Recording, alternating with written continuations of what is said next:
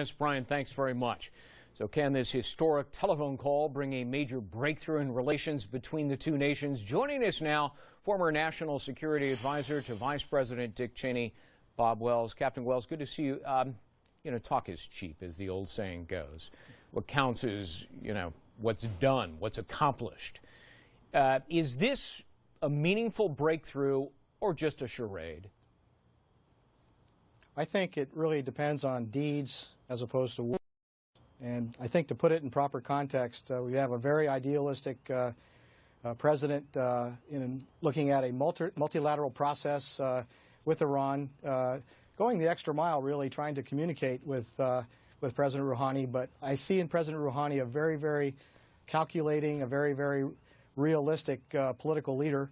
It's always interesting to note within Iran, you never know exactly what you're going to get. You'll either get the nation state of Iran or you'll get the Islamic Republic of Iran. I think President Rouhani is looking at, as your report previous just suggested, looking at that domestic popular opinion in the nation state of Iran. But I think it all goes back to the fact that the United States isn't alone, that we are working with the European Union and our partners in Geneva.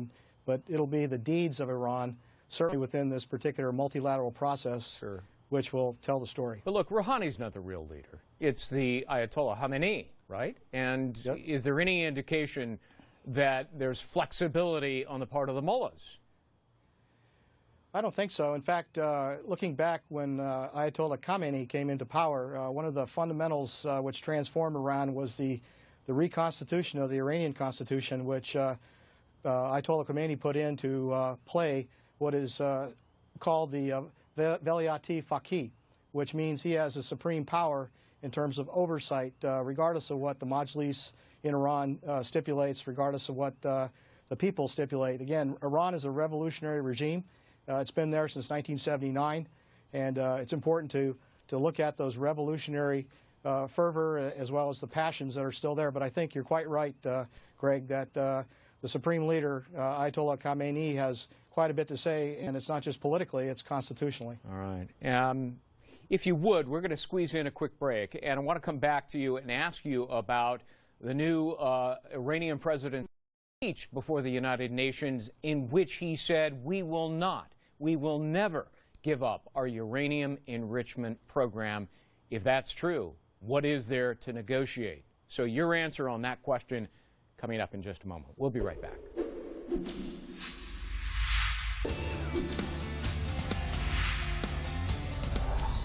We're talking about the conversation between the two presidents, President Obama and the new Iranian president. Back now with us, former National Security Advisor to Vice President Dick Cheney, U.S. Navy Captain Bob Wells.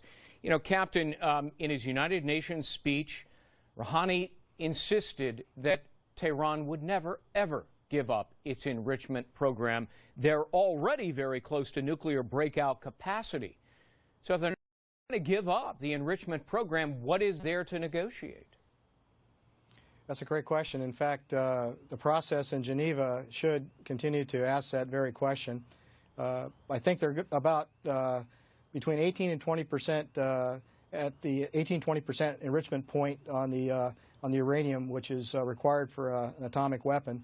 I think everyone knows that. I also think that the negotiators and one of the clever ploys, in my view, that President Rouhani has communicated at the United Nations to really separate the United States, if you will, from the P5+1 in Geneva. Right. Long story short, though, I think he explicitly communicated his interest in continuing the processing of the uranium, and that's a fundamental position. So I think it goes back to Geneva, and I think the proof is going to be in their deeds, and also looking at the United Nations. It's got to step up to the plate, making sure that they do have the inspection regime, if it was to come to that, and also not just to trust, but to verify the Iranian intention with regard to their nuclear program. Well, one more question for you. IAEA inspectors say that Tehran's program is already highly advanced, so even if they were to hand over their enrichment of uranium, they have so many advanced centrifuges they could quickly replace the fuel, couldn't they?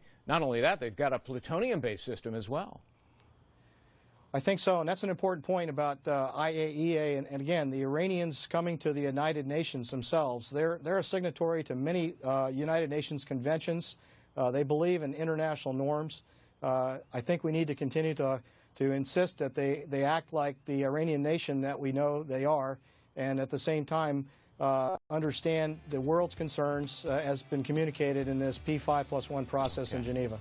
Captain Bob Wells, great to see you. Thank you so much for your comments. Great to see you, Greg. Thank you. Right. Great seeing you tonight. Well, that's going to do it for us. Stossel is. I'll see you back here at 6 o'clock, about an hour and a half from now. Hope you're having a great weekend, everybody. See you then.